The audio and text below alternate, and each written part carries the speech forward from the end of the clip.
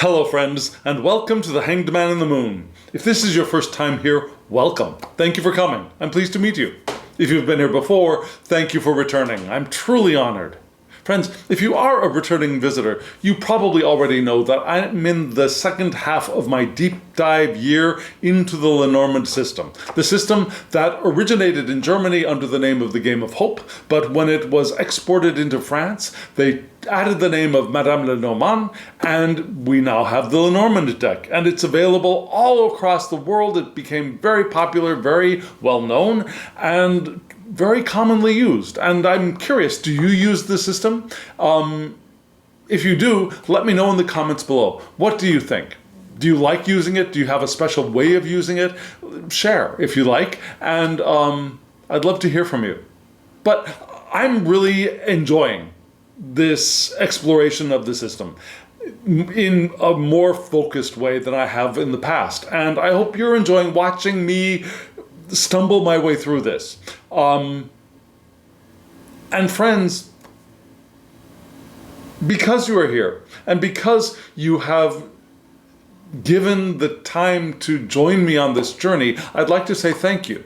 Thank you very much for your presence. Your presence energizes me as I try to figure this thing out. Yeah? And so thank you for doing that. And thank you for those other things that you do, for hitting the thumbs up button, for subscribing to the channel. Those things that you do help other people find us. So thank you for doing that and helping us increase our community. And thank you for commenting. For those of you who do comment in the comment section, I am deeply appreciative of you as well.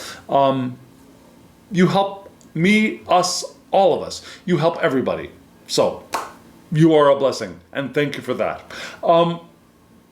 I have a spread already laid out for us, friends. You've already seen this deck if you've been with the channel. I've used it last week. It's a lovely deck. I'll go into explaining the deck and explaining the spread that we're using in just a moment. So what I will do is I will show you the spread. We will talk about those things. Then I will show you the spread again, and we'll start reading it in a variety of ways, in several different ways. Okay, friends? Well, friends, here is this week's spread right now.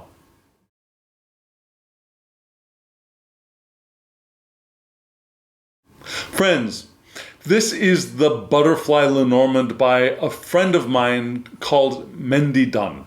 And it's an independently published deck that was on, I think it was Make Playing Cards, but it is no longer on Make Playing Cards, and you can't really get a hold of it anymore, and I'm sorry for that. But I really did want to use this deck in this deep dive on this channel. So please be patient, because it's a lovely deck, and I think it deserves attention. She did a lovely job, I think. So we have this phenomenal Lenormand deck that has some, I think, very clever things about it. The most clever is the use of the butterfly. That's why it's called the Butterfly Lenormand. Did you notice the butterfly near the number on each of the cards? So there are 3 different kinds of butterflies.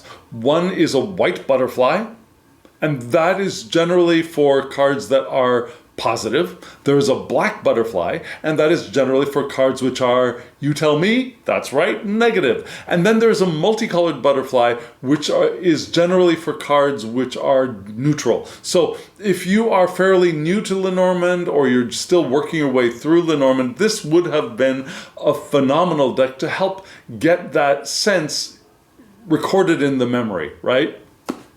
Of which cards are more positive, which ones are negative. So I love that. I love the square shape. It makes this kind of a spread very easy to use. Yeah, what kind of a spread is it? You may be wondering. This is called, well, for me, I just call it a 9-card spread. Yeah, because that's how many cards there are. That's what I call it. It's called a box spread. It's also called a picture window spread. There are many different ways of naming this spread, and it's wonderful because the technique we use in reading this spread we can use when we read the Grand Tableau. Yeah, when you choose a card, a significator card in the Grand Tableau, you can read the cards around it just exactly the same way that we read these cards right now in this isolated 9-card spread. Now, generally, what people will do when they lay out this 9-card box picture frame spread is they will decide on a significator card. Yeah, for example, if you're reading about a partner, you might choose the appropriate partner card for the querent, the seeker, as I like to call them. Or if you wanted to read about work, you could choose the anchor card. Yeah, that's what I would choose. And then you would shuffle the deck, and then you'd look for that card, whatever one you chose, the anchor card or the partner card. You'd look for that card, and then you'd choose the 4 cards before it and the 4 cards after it and lay out the spread. I did not do that. What I did is I let the deck tell us what the significator is, and that's the card in the center. Yes? So we're going to read this spread in just a moment. First, let me tell you that how do we read the spread? There are several ways of connecting the cards, you might say, with this spread. First, there are the columns. Yeah, from left to right, the left being the past, the center column being the present, the column on the right being the future. That's how we'll read these 4 columns. And then there are the rows, yeah? The top row being that which is on our mind, what's coming into our headspace, yeah? The central column would be what's in the real world, what we're noticing in our experience of life. And then the cards below might be what's below the surface, what's coming up from the unconscious, what's bubbling up. That makes sense, yes? And we'll also read corners, we'll read the diamond around the central card. So we'll read the spread in several different ways. Are you all ready, friends? Well, let me show you the spread once more, and let's dive in together. Here is this week's spread once more.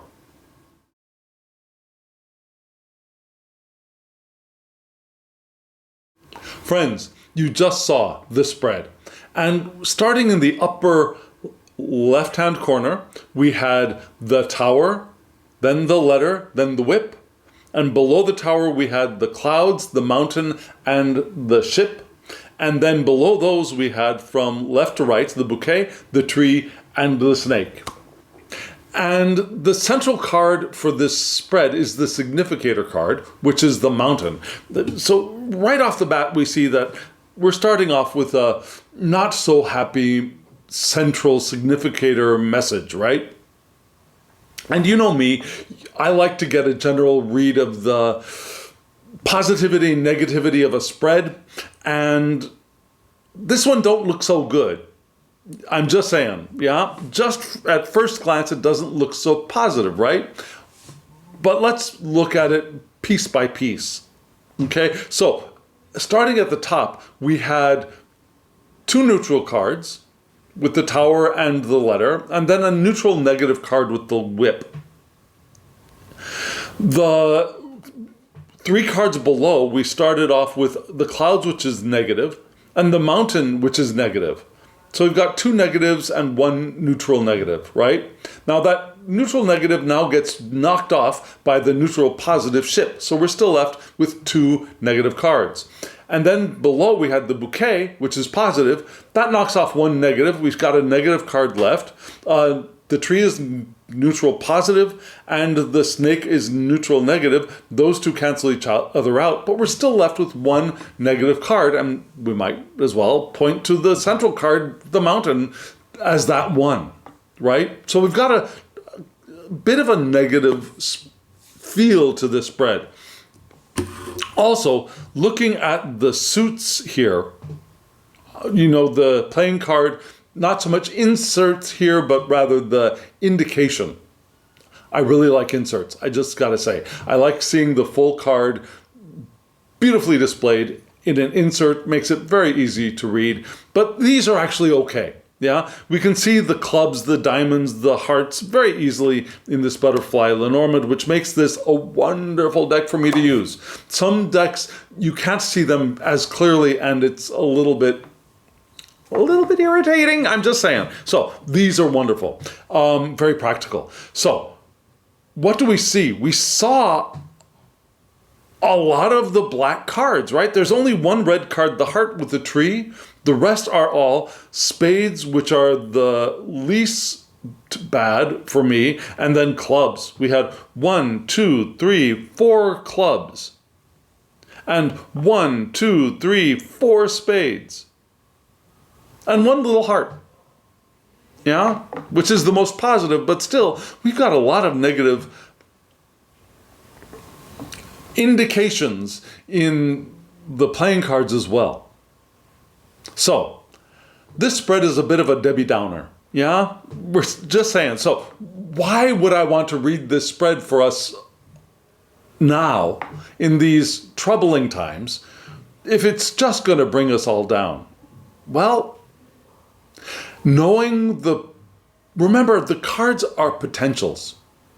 These are things which we may be faced with, we may encounter, we may be feeling, and we still have a choice.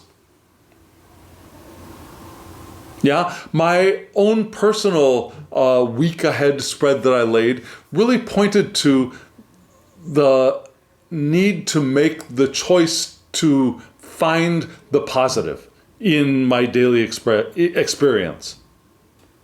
And this spread, I think, for all of us is telling us that we are going to be called to give more conscious attention to finding positive things in our experience.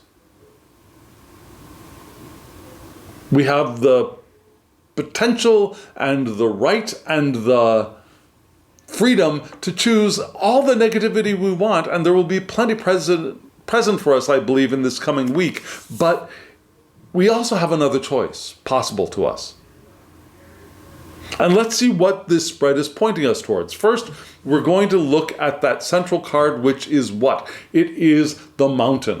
What is a mountain? It is an obstacle. It's something for us to get over, to get around. Yeah? It could also be heights. It could be the peak. It could be the summit, something to be reaching for and striving for. And if this were a more positive spread, I'd be saying, yes, let's go for those spiritual heights of the mountain. But today, I really see this mountain as being an obstacle right there in the middle of our spread. So what does the mountain card signify in the traditional way of reading it?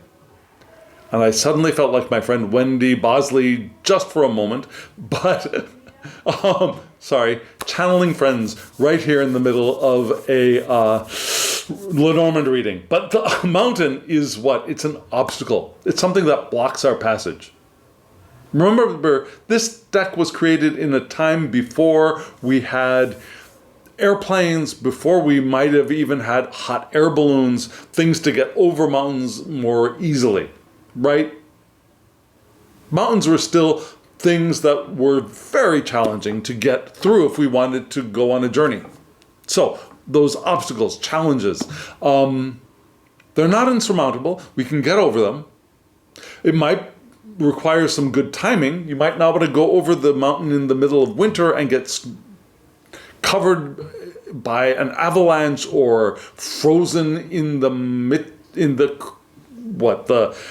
crags between the peaks, right? But it's not necessarily a no card, so to speak. But it is things are going to be hard. Things are going to be challenging in this coming week. Yeah, and it's a beautiful card. I just recently cut my nails and I'm having a hard time picking up cards. Here we go. So this is a beautiful card, right? Now, when we read the mountain card, we can read it directionally. We look for which side looks like it has the easier path and which side looks like it has the more challenging path. And for me, For me, it looks like the way through this card is this way, right? You see how it looks like there are valleys more accessible on this side than on this side. I mean, it's really a picky difference, but I see more passages coming for you this way than this way. Yeah? And so on that side, on the easier side, we had the ship, and we'll get to that a little bit later. But on the more difficult side, we had the clouds, which kind of makes sense. So we've got this mountain. We're going to read it directionally a little bit later. But we want to qualify this mountain. What kind of an obstacle are we talking about? What kind of challenge are we talking about? And so we look at the upper left-hand card, which was the tower, right? Beautiful card, lovely tower. One of the things I love about this deck, in addition to all of the color, is that each one of the images is so clear. There's nothing in this deck that makes you confused as to which one is the bouquet and which one is the lily, what is the tower, what is the mountain, right? They're all super clear. And what is a tower? A tower is something that stands up above other buildings for several purposes. It's something that people can use to remove themselves from the hustle and bustle of everyday life. Right? It's a place that we can send people to lock them in, but generally we don't think of the tower as a prison tower. We think of it as a place to rise above the hustle and bustle. We think of it as a way for us to see into the distance. Right? Towers were built so that people can see enemies approaching from longer distances so we can get prepared in case we have to defend our city, right? There are places to go and look at the stars. Astronomers would go up to a tower and look out of the window especially when telescopes were still on the weaker side, yeah? So what does this beautiful tower represent for us? Well, it could indicate solitude, taking a step back or taking a step away to isolate ourselves. But it can also be an institution, like a company or a college or a library. I work in a library. That would work for the tower. A university. I work in a university. It could be that kind of an institution. It could be other institutions like government or the church, right? So it's something high above that we use to get long vision, but we also use to isolate, and we also use as a governing structure, like an institution. So the kind of obstacle I see here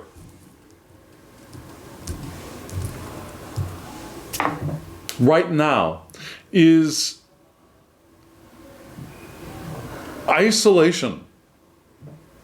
And I was going to be going with the institution thing, yeah? But right now I see isolation as being our obstacle for this coming week.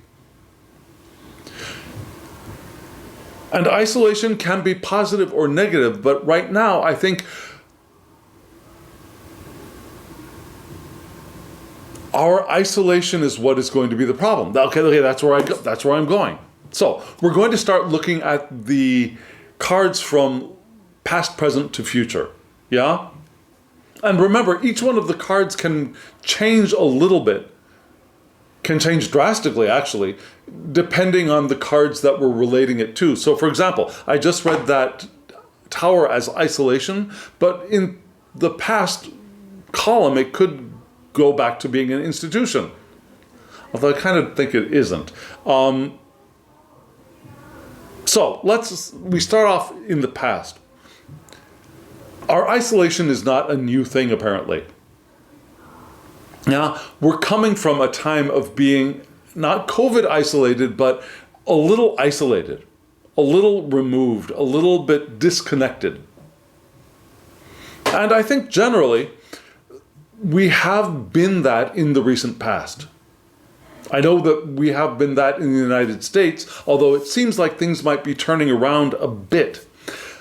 We have been isolationist a bit in the United States, not as a country, but as individuals within that country, because we've been afraid to talk to other people because who knows what they will think. If they don't agree with me politically or they don't agree with me socially, we could get into a fight, and so I don't want to deal with that, and so I isolate myself. I shut my mouth and I stay quiet. That's where a lot of people have been in the United States until fairly recently. Also, there's been a lot of, we'll get there in just a moment, confusion. And that's interesting because that's the card right below it. So what kind of isolation is it? It's the clouds kind of isolation that we're coming out of. What does that mean? The clouds. Clouds are beautiful in the sky, yes? I think they're beautiful. I hope you do too. I think clouds are lovely. Have you ever looked up at the clouds and tried to imagine what you see in them? Now, look up and that one's a clown, that one's a dinosaur, that, you know what I'm talking about? Yeah? Even when we do that, there's an ambiguity to that selection of images, right? For you, it might look like a dinosaur. For somebody else, it might look like a snake on a boat. I don't know. You know what I'm saying? Those selections of this looks like that are very individual and collectively not very clear. So and then when we think of being in the clouds, right? When we're surrounded by clouds, we cannot see clearly. Everything is very foggy. All we see is this wall of, have you been in an airplane and going through the clouds? All you see is this wall of monotone, either white or somewhere in the gray area, right? So, what does that mean? That the clouds are problems. Yeah? They're confusion, they're ambiguity. They are enigmatic. They are, they could also be delays, right? Because we can't move quickly in the clouds because we can't see very far ahead, so similar to being in a fog, right? So we could safely, if we want to move safely, we move slowly and feel our way forward so that we don't run into something. So that causes delays, right? So the clouds are all of those things. We read the clouds directionally. We'll get to that in just a little bit. We look for the light side and the dark side. For you, where do you see the light side of this card? On the left or the right? For me, I see the light card on the right, the light side on the right, and the dark side on the left. Do you agree? If so, we see that the light side is where the rest of the spread is. The dark side is off of the spread, so that's a relief. And we'll get to that in a bit. So clouds, the tower plus clouds, what does that mean? We've got confusing isolation. Our isolation is not for clarity. A lot of the times when we isolate ourselves, we do it to find clarity, right? But this isolation we've been in the recent past has been the opposite of that. It has been the cause of confusion, or it has been confusing. It has been unclear. It has perhaps delayed our movement forward as well. Our movement forward to what? To the bouquet, which is what? Bouquets. We get bouquets and we give bouquets in congratulations. We give bouquets as invitations. We use bouquets to celebrate. We use bouquets to show our appreciation. Sometimes the bouquet can come with some kind of attachment, like I give you this gift and I hope that to get favor from you, or an invitation from you, or some attention from you, or something, right? Sometimes the gift comes with a string of look at me. right? So what is the bouquet? It can be good fortune, happiness and pleasure. It could be an actual gift, maybe refinement, creativity, beauty, grace, those things. Because a bouquet isn't just, well, a good bouquet is not just a haphazard slapping together of flowers with some string. It's arranged nicely so that as we present it, it looks artistically beautiful, right? We're going for beauty, not just a random gathering of flowers. We are looking for some kind of artistic arrangement of those flowers. And we choose flowers that go well together. So all of those things. It could also be an invitation, right? The bouquet can be part of inviting somebody to a job interview, to a gathering with friends, even to just hang out. It could be an invitation to some event. But what I see here is that our isolation has been confusing and reduced our movement forward towards interacting with other people and the good fortune and happiness that could include. Right? The beauty and grace of being with other people in inviting situations. Our isolated confusion has blocked our path and has slowed us down from being able to join that interaction or create that interaction. And that's where we've come from in the recent past. And in our present, we start off with the letter. And the letter, what is that? It's a message. It's a written message. It's written communication, right? From one person to another, which is different from a book, which is oftentimes, if not almost always, from one person to many people. The letter is usually a one-to-one. Now, of course, there are group letters and there are newsletters and things that can be represented by this letter as well, but it's usually a one-to-one written communication, a document even sometimes, or a contract. I don't see that here, but those are possibilities. And something that moves a little slower than the writer, just to say, the rider on the horse with the message goes quicker. This is going through the snail mail. We call it that, right? The snail mail.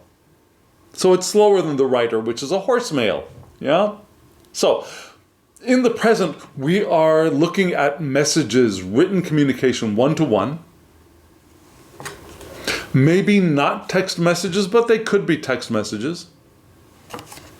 And these messages are what? They are problematic, right? Because this card is what modifies or describes the communication we're getting. The communication we're getting is also problematic. It causes obstacles. It is challenging. Yeah? It's not no messages, it's yes, but messages, or it could be messages, or just wait a while messages, or we'll work on it, we'll think about it messages. You know, those things that do not give us happy, yes, let's go forward information. So they're messages, obstructive messages, right? Regarding what? The tree. What is the tree? The tree is something that grows from something small to something big over a long period of time. So there's that growth idea. Slow, steady growth. Trees are rooted, right? They have roots down into the ground. So there's that idea of our ancestry, our family tree. We have the idea of health as well for some people. Yeah. So in the present, if you're getting messages not obstructive messages about health, that could be possible here. I don't necessarily read health, and I'm reading for all of us now, so probably we're not going that way. But the tree is, again, life. It's our traditions, it's our ancestry, it's our deep-rootedness, right? It could also be outdoors. The outdoor environment. It could be our well-being. Not necessarily only health, but our general well-being. And I think that's where we're going with this now. I think right now, we see that these obstructive messages are affecting our well-being. And we know that if they affect our mind over a period of time, that will start affecting other parts of us, including our bodies. So we want to be careful of not taking these obstructive messages that might be coming to us from our period of isolation, which was confusing, not letting these obstructive messages affect our well-being too much. We have a choice to allow them to affect us greatly or allow the effect to be temporary and move on, right? That makes sense, yes? And then we look into the future. We look into the future of what? The whip. That's a happy card? Not really. So what is the whip? The whip is what we use to get people to do things. Yeah? It's what or get animals to do things. Hopefully you're not using whips on people. I hope, unless they want that, and then that's an entirely different conversation. But right now we're not talking about sexuality, although some people do add sexuality to the whip. Just saying. But yeah, there's this thing of the whip being a tool to goad or prod animals or people into doing things. Yes, they are also repetitive action. In some decks, they change the whip to the broom. So it's that repetitive action of sweeping, but also the repetitive action of whipping things, yeah, which could be exercise. It could be arguments. Yeah, it could be the conflict between people. So, I love this whip right here. So it could be repetitive actions. It could be purging. Think of that broom again. It could be a power struggle or arguments. A tongue lashing, if you will. Yeah? The tongue as a whip, if that makes sense. It could be communication with pressure included, which is interesting because we're coming out of those communications, the obstructive communications in the present. We're moving into maybe some argumentative possibilities, potentials here. It could also be addictions for some people. Yeah. Hopefully that's not us. Hopefully we're looking at some potential argument or some repetitive action, which is defined by this card, the ship. Yeah? What is a ship? It's what we use to travel long distances, right? We get from one country over an ocean to another country. Or from one place in our country over ocean to another island, for example, or down a river, a large river, not a stream, not a creek, but a large river. Ships were how people transported their goods from one place to another at the time of the creation of the Lenormand system. So there's also that idea of moving goods, moving merchandise. But mostly it's the vehicle and it's the long journey. So the ship is travel. It could be a holiday. It could be being in motion, a long distance motion, not the quick motion of a rider perhaps, but a long distance, a long haul. It could be transitions from one place to another. It could be trade and commerce, like I mentioned. But it's trade and commerce over a long distance, and great distances are also included here. More than walking distance, certainly, and more than riding distance in the case of the rider.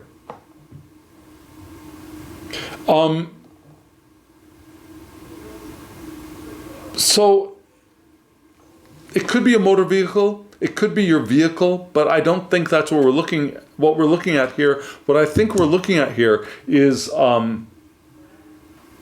these repetitive actions over long periods of time. Or maybe long periods of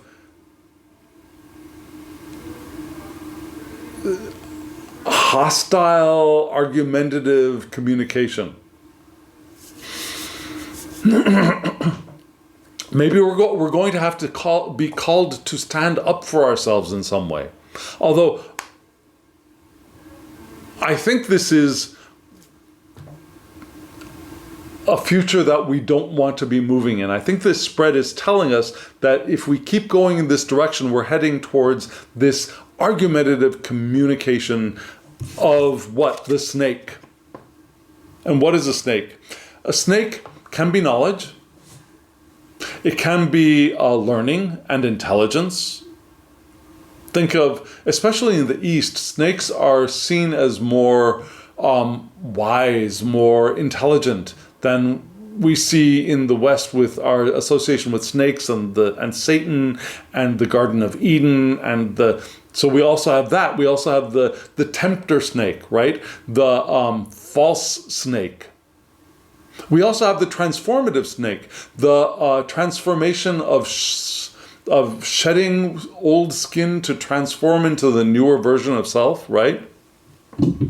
So the snake is knowledge and intelligence, but it's also falseness and lies and betrayal, deception, temptation even, seduction. But it's also that idea of transformation. It could also be a winding path. Yeah, snakes generally do not move like this, right? They undulate to get to where they go and where they're going, and they don't go really forward so much as they go toward the side most of the time. Sometimes they can figure out they can go forward as well, but they generally tend to veer off in one direction the way that their bodies tend to glide and move, yes? So it's that winding path of the snake. The snake looks like a winding path as they move as well. So what does that mean? I think it's that path, yeah? I think it's the idea of the whip, the argumentative communication over a long period of time on a winding path, an undulating path, an unclear path.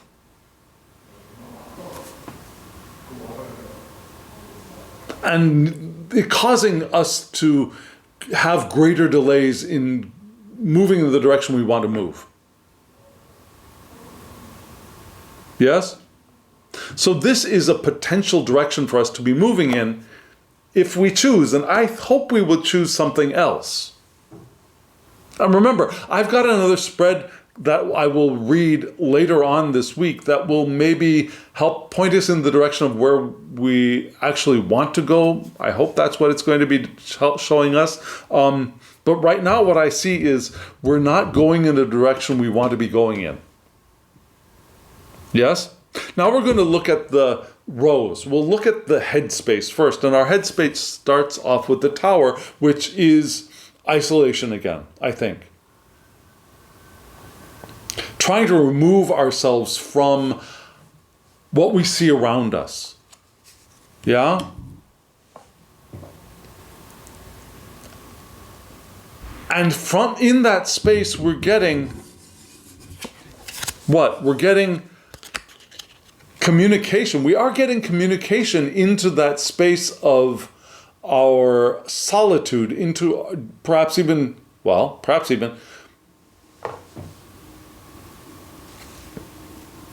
we're hearing things, we're seeing things, I should say. We're seeing things because this is written communication. We're seeing things. coming into our isolated space through the letter that are argumentative and negative, yeah? They're problematic communication is coming into our isolated space. And that's what's happening in our minds. And that's affecting our minds. And that's where those three cards above were pointing towards, yes? Which is probably why this spread is moving step by step closer to a more negative future.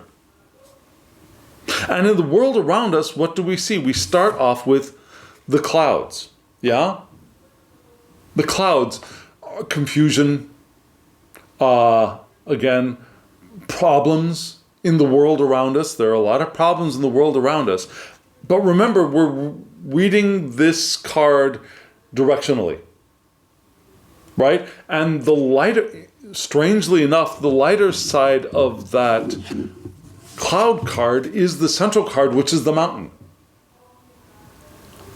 So, the way out of the clouds, the way out of the confusion, yeah, the light side of the clouds are pointing towards things we cannot see clearly. They're foggy, but they get better and they're passing. Yeah? So the direction towards that things getting clearer is the obstacle. We have to see this obstacle face on. That blocking thing. And take the challenge of climbing over or climbing through and around it. And remember, we read this one also directionally. So we had, you noticed, the light side of the clouds was the mountain. And the pass through the mountain is what? It's a long journey. This isn't going to be a quick pass through the mountains. It's going to take time. Now, if you can go on vacation, that would maybe even be better. To just remove yourself completely. Not isolating yourself, but just getting away, far away. If you can do that, that might help. Otherwise, we want to recognize that our pass through the mountains, through the obstacle, is going to be that which clears our confusion, but it's going to be a long journey. Yes? And what's going on below the surface? What's going on below the surface is we do have some good fortune below us. We have some charm. We have our personal refinement. That is still with us, even with this confusion, with these obstacles. We do have our beauty within, yes? Below the surface of all this. And that beauty is what? That beauty is slow growing. But it's growing. We have the potential to blossom, slowly, but blossom, if we allow the sprouts to appear from below.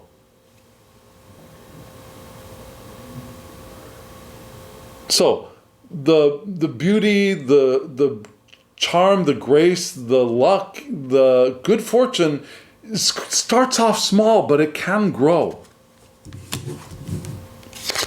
And this is where we want to look at the snake as with knowledge, with intelligence, and also with our personal transformation. Yeah? That beauty, the good fortune, the luck can grow over periods of time with our knowledge, with understanding, with our intelligence, and with our personal transformation. And this spread is calling for us to transform so that we don't head into the argumentative, long argumentative period of fighting with people. which is a potential next step on our journey. Does that make sense? So friends, let's take a look at these cards again. I will show you the spread once more just so you are refreshed in your mind. We're going to read the corners, we're going to read the diamonds, and we might look at some knighting again.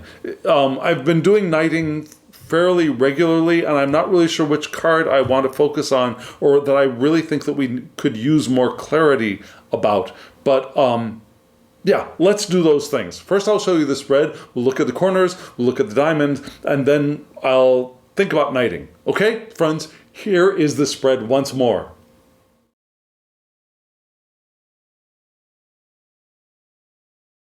Friends, let's look at those corners, right? We'll start with the upper left and the lower right, which are the tower and the snake, which move through the mountain, yes? So, if we look at these two together, the tower is modified by the snake. So we've got this, I think our isolation has been transformative snake-like. Yeah, I think we removed ourselves to work on ourselves, to maybe even get more knowledge, yeah, to look within, to gain more understanding of who we are and who we want to be in the world. I think our purpose for this isolation has been positive. I don't think it has been self-deceptive. I think it has been positive. Why? Because the other pairing of this is what?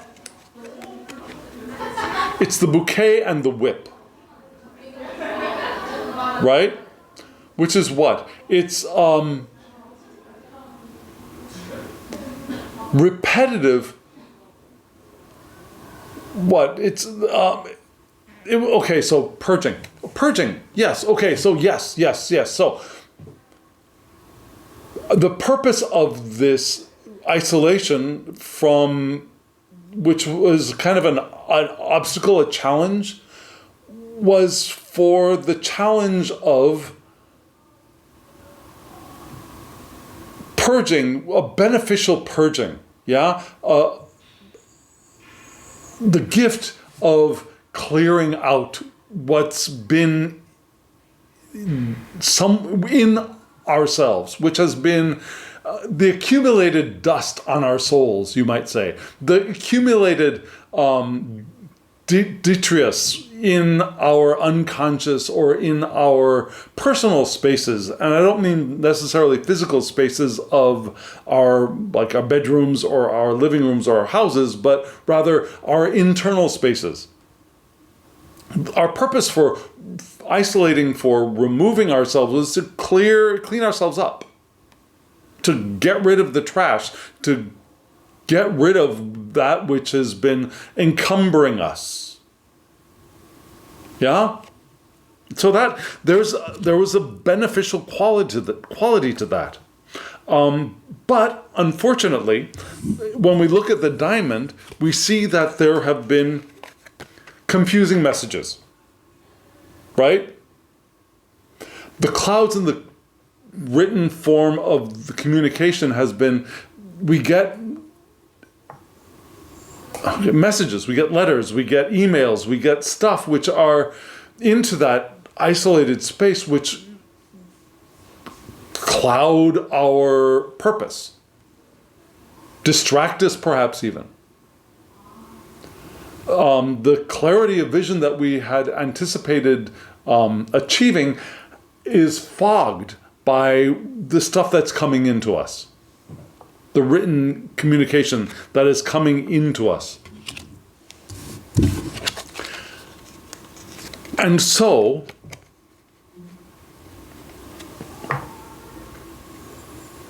our journey forward has been really slow growing, right? We have, our roots are there, but our growth has been really, really slowed. And our movement forward has been slowed down as well, I believe. That makes sense, yes? Does it not make sense to you?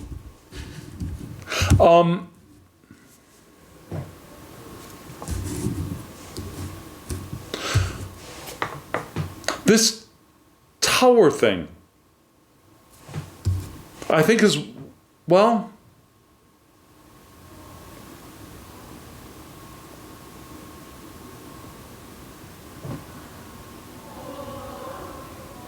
okay, there are two cards, I think, that we want to look at. There are, three cards? Two cards. First, let's look at this communication. What's up with the written communication? Yeah? The messages we're getting. If we knight the letter, we come up with the snake and the bouquet. Now remember, knight moves over 1 and down 2, or over 2 and down 1. Because of the positioning of the letter, we can in this spread, we can only go over 1 and down 2, which connects the bouquet and the snake. Now the bouquet and the snake. So what are we getting here? The messages are deceptive invitations, perhaps. Perhaps deceptive or seductive invitations to engage with something that is not necessarily for our benefit. Right? They're messages that seduce us into something that is not to our benefit. I said that. So for example, you get a message from somebody about a protest. That sounds good. And standing up and making our voices heard is wonderful. If we're doing it in support of something. If we go out to protest only to spew vitriol, if that's the only purpose, if we protest solely against, if not for something, we get drawn into that cycle of increased confusion, clouds, and gradually reducing our well-being. Think of if you're from the United States and you're of a certain age, you can remember either seeing or having heard stories about the civil rights movement in the United States. The civil rights movement and protests and demonstrations and marches in the United States were not against the white people, were not against the institutions. They were for increased civil liberties, for equality, not against inequality, but for equality. And that's why I believe they were, over time, more successful. They were empowering. The protests that are successful are empowering rather than protests of, I hate you and you should go away, you know? And yes, those protests of I hate you and you should go away come back from time to time, but the ones that have sustaining and long enduring effects are the ones that are protests for. So, these messages seem to be deceptively inviting us into negativity, into lies and falsity, rather than into success and love and empowerment. Does that make sense? Now, if we look at the knighting for the tower, we go over 2 and down and over. We go over 2 and down 1, or down 2 and over 1. So either way we move, we connect the ship and the tree. So our isolation has been what? It has been a journey of finding our roots, of finding our grounding, of finding our well-being. This isolation that we have placed on ourselves, I think, has been for a great purpose, but that has been bothered by stuff coming in from the outside.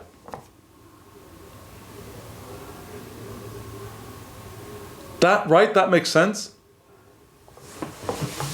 So, sorry, just want to sit up properly and not hunch over when I relate this idea, because I think this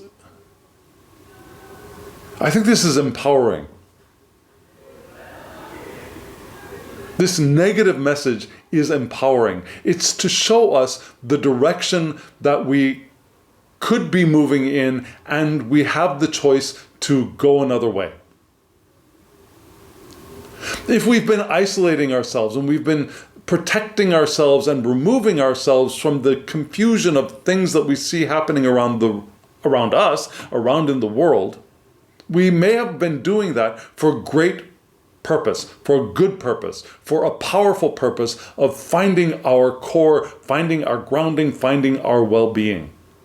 But stuff has been coming into us, which has been causing us some confusion and tempting us to react to that, tempting us to come out and confront the things that we think are wrong. And that is going to be what potentially leads us on the wrong path, onto a path of hostility and anger and unhappiness and darkness. Doesn't mean that we can't come out of it if we do end up slipping onto that path, but we can make another choice now. Yes? We can take the challenge now, that mountain. We can take the challenge now to not go in that direction, to wait and find clarity in our grounding, yeah?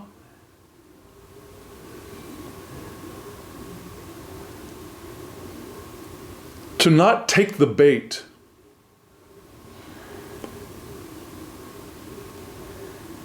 And rather to begin walking the long journey of knowledge.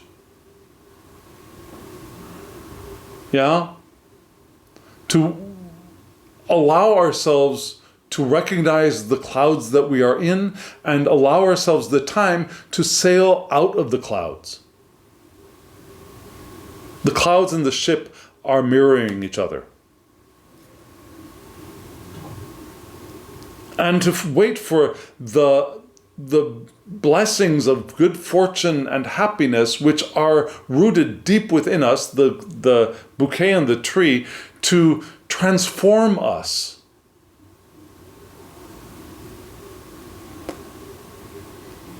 And allow those confusing and troubling communications to pass by. When they come in, we let them go.